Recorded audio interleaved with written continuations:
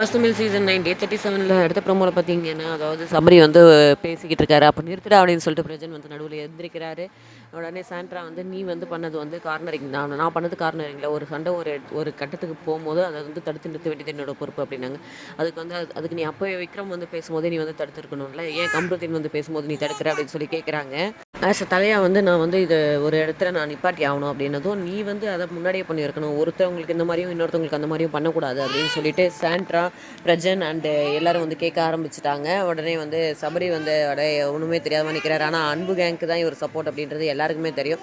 ஆனா இது வடசென்னை மாரி அன்பு கேங்காவும், குணா கேங்காவும் தனியா வந்து பிரிஞ்சு நிக்குது. அதாவது வந்து விக்ரம் வந்து பேசும்போது அமைதியா இருந்த இவர் வந்து கம்ருதீன் பேசும்போது வந்து பொங்கி எழுறாரு அப்படின்னும்போது வந்து அது ஒரு பெரிய பிரச்சனையா தான் வந்து உருவாக்குறாங்க. பாரு வந்து வைல்ட் கார்ட் கண்டஸ்டன்ட்னால பேக்கப் பண்றாங்க. கனி வந்து அன்பு கேங்க வந்து வழி நடத்துறாங்க அப்படின்றது தான் ஒரு பேச்சா இருக்கு. பார்ப்போம் சபரி எந்த வழியில நடக்க போறாரு அப்படின்னு சொல்லி.